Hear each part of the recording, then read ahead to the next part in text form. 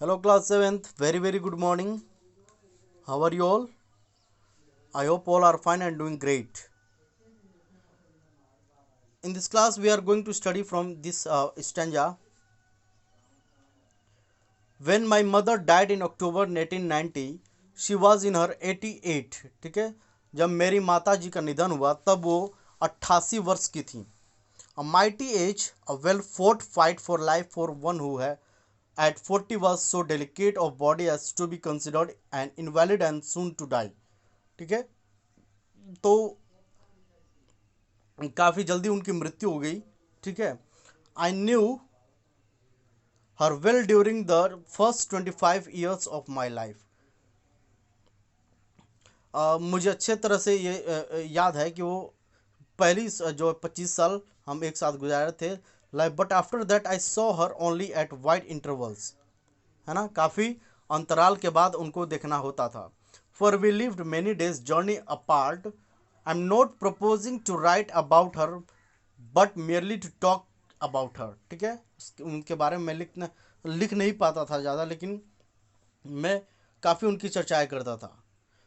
What becomes of the many photographs which once mind takes of people. Out of the millions of this my first and closest friend, only one clear, one of early date remains. It goes back 47 years. She was 40 years old then. ठीक है, 7 साल का मैं था तो वो 40 साल की थी. And I was 8. मैं 8 साल का हो गया. She held me by the hand and we were on our knees by the besides of my brother, 2 years older than I. ठीक है, हाँ, मुझसे जो है 2 साल बड़ा था मेरा भाई. हु ले डेड, वो जिसकी मृत्यु होगी.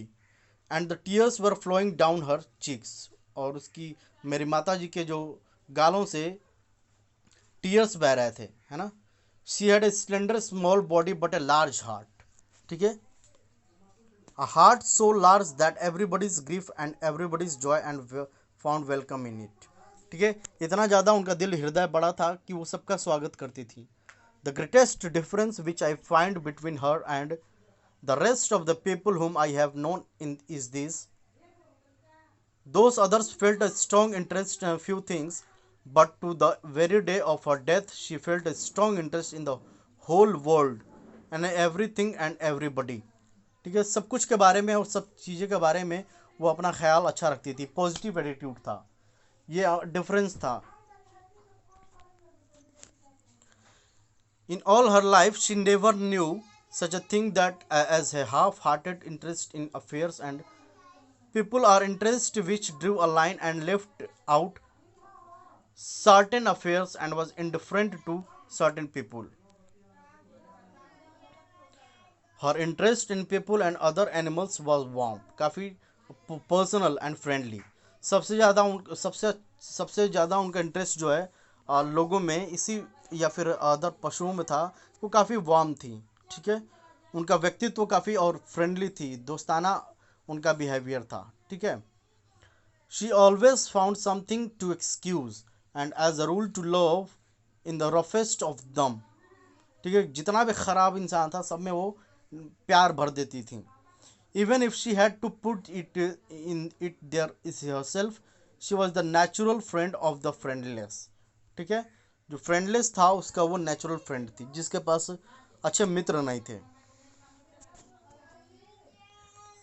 One day in St. Louis she walked out into the street and greatly surprised a cart man who was beating his horse over the head with the handle of his heavy whip.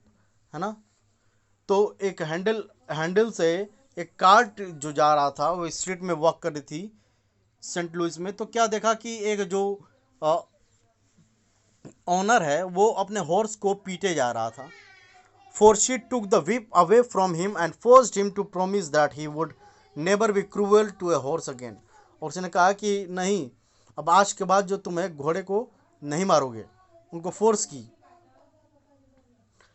That sort of action in the cause of mistreated animals was a common thing with her all her life, and her manner and intent always carried her point and sometimes won the friendship of the very people she challenged, है ना। वो इस तरह के जो challenging उनका behaviour था वो काफ़ी लोगों को पसंद आता था और यही कारण था कि उनकी मित्रता जल्दी हो जाती थी। The homeless, hunted and menaced of cats followed at her home and were welcome. We had 19 cats at one time in 1845, and there wasn't one in the lot that had any character, not one that had any merit. They were a vast burden to all of us, including my mother, but they were out of luck and that was enough. ठीक है, उनकी मृत्यु जल्दी हो गई।